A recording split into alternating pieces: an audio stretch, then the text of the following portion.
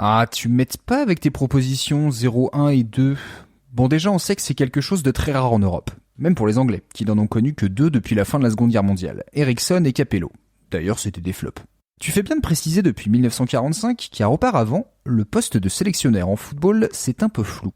Tu as eu plusieurs entraîneurs, dont un qui s'assoit sur le banc pendant les matchs, mais personne n'est trop le chef. Et entre 1920 et 1945, il va y avoir un entraîneur anglais, mais il n'est pas reconnu comme sélectionneur. On pourrait en débattre, mais pas maintenant. Pour sûr, je sais qu'il y en a eu au moins un en France. Il s'appelait Stefan Kovacs, il était roumain. Sa carrière de joueur n'est pas fameuse, par contre au début des années 70, il entraîne l'Ajax d'Amsterdam et remporte 2 coupes des clubs champions en 72 et 73, avec notamment Johan Cruyff dans son effectif.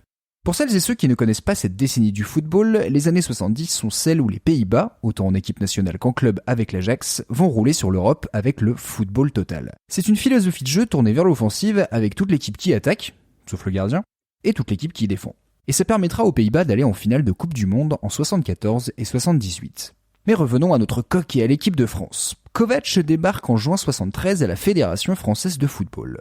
Son prédécesseur, Georges Boulogne, n'a pas réussi à qualifier la France à la Coupe du Monde 74 et il faut donner un coup de fouet à la sélection pour accrocher une qualification à l'Euro 76. Pourquoi Kovacs, qui est l'entraîneur de la meilleure équipe au monde, vient prendre la tête d'une équipe nationale n'ayant eu aucun résultat depuis 15 ans ? C'est à cause de Ceausescu.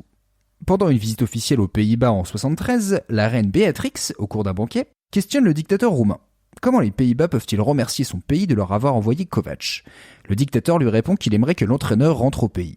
Chose folle, c'est en son pouvoir, car pour travailler à l'étranger, un Roumain a besoin d'un contrat émis par l'administration roumaine. Bon, au final, il arrive à négocier de continuer sa vie en dehors du pays.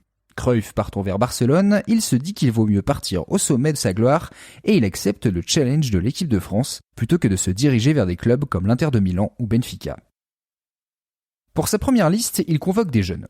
La moitié de la liste n'a jamais porté le maillot bleu en senior. Et pendant les 2 années où il reste en poste, Kovacs appelle environ 70 joueurs. Il teste des jeunes et casse le statut de plusieurs anciens afin de rendre l'équipe aussi compétitive que possible. Toutefois, ça ne suffit pas.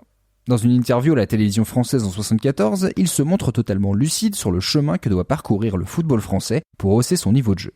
Il faut renforcer les infrastructures des clubs, propulser des locomotives françaises au niveau européen, comme ce sera le cas pour l'équipe de Saint-Étienne, incorporer du travail d'athlétisation du joueur de foot avec des séances de musculation et renforcer l'éducation des jeunes footballeurs. Il fait partie des personnes ayant demandé au président de la fédération la création d'un pôle d'excellence qui sortira de terre 10 ans plus tard, le fameux centre de Clairefontaine.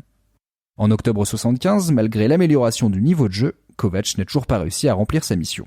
Il est donc débarqué par la Fédération française de football et retourne en Roumanie pour prendre la sélection nationale pendant 5 ans. À part lui, il n'y en a pas eu d'autres. Donc Stefan Kovacs a été le seul sélectionneur étranger de l'équipe de France de football.